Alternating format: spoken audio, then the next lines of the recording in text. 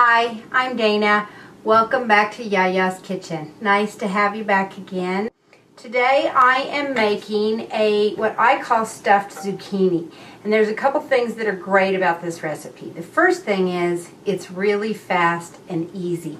Cutting them in half, and I'm going to cut off the top stem end, and then we're going to slice them again in half, only horizontally.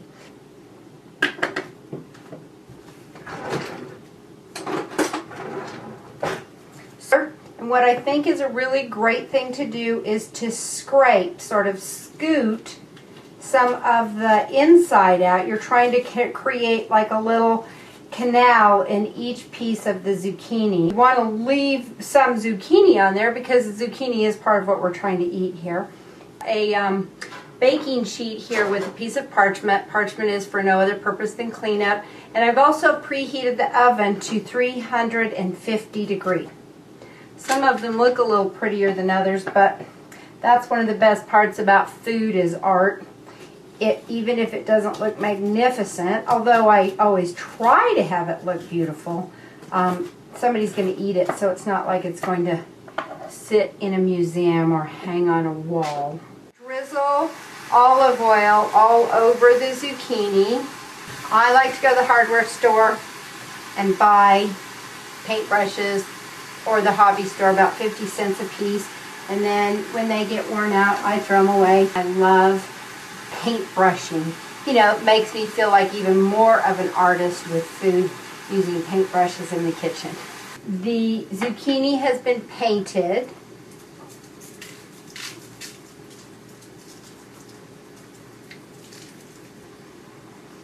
Put a little pepper on there. And then we're going to stick it in the oven.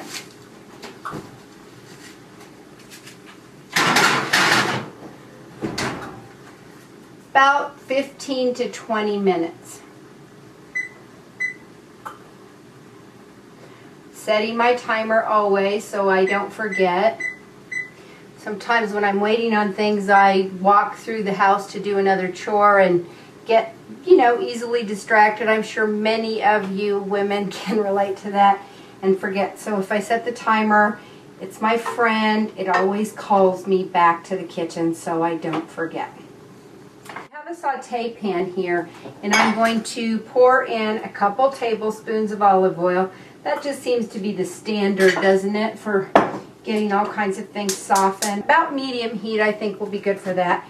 And all that zucchini that we just scraped out of the pieces, I think they need about 1/4 cup. It is the primary container for our food, so I think it's good to include some of that zucchini in our stuffing.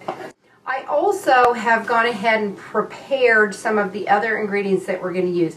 So I have 4 ounces of mushrooms. I think that we can set our mushrooms into our skillet, and we're going to let those soften and saute. Let me just share with you about the other ingredients that are going into this dish.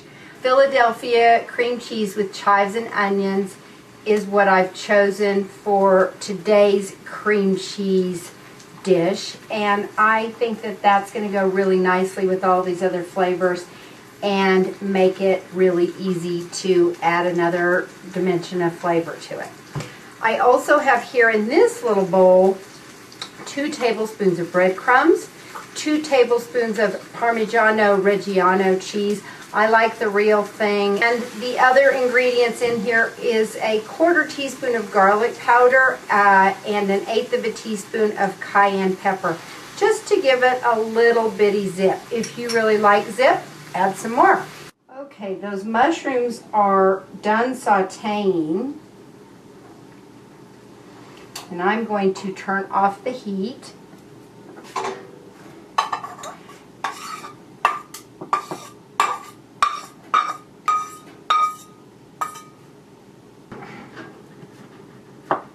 I'm just chopping these mushrooms up.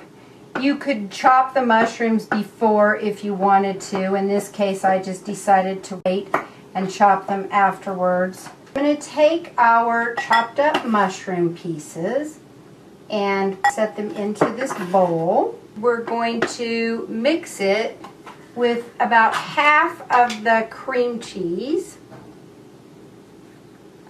So 8 ounces, so 4 ounces, about half a cup of this. You can put a little more if you want, a little less, that's up to you. I'm just stirring the mushrooms and the pieces of zucchini that I had added to the skillet and the cream cheese and chives.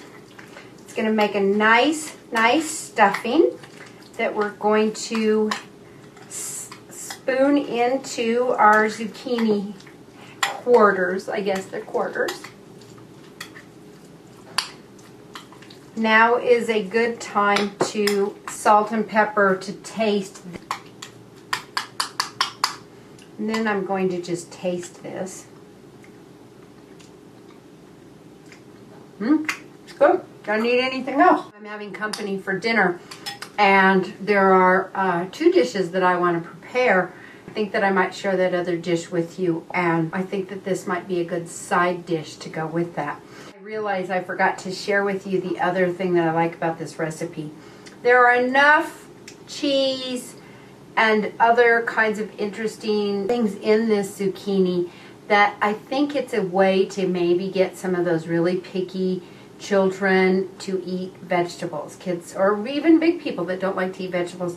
This is a good thing. I think zucchini is often one of those vegetables that some people will eat that won't eat lots of other kinds of vegetables. I think I'm just gonna peek at that zucchini and see. I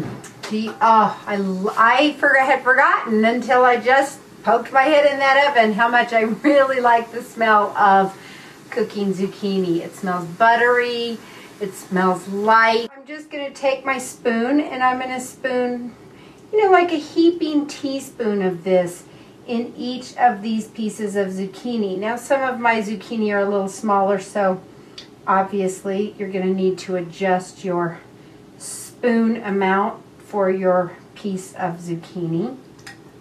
Now we're going to sprinkle the Parmesan breadcrumb mixture over each piece of zucchini. The other thing I'm realizing in my make it and haven't tested it theory that I'll share with you is that we certainly have more topping than we really needed. If you wanted to half the Parmesan and the breadcrumbs, I think you could get away with that.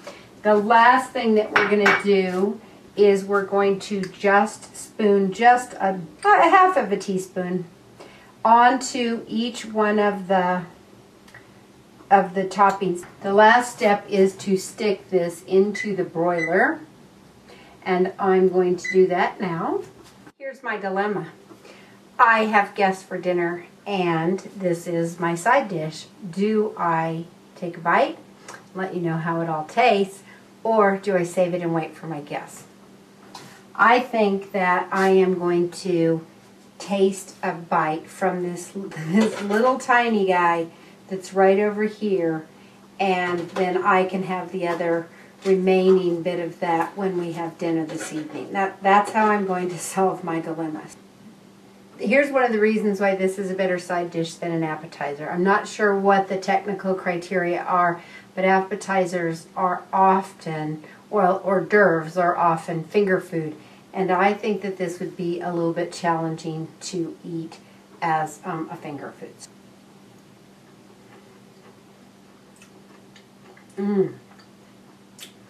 I really like, there's lots of different flavors going on in there.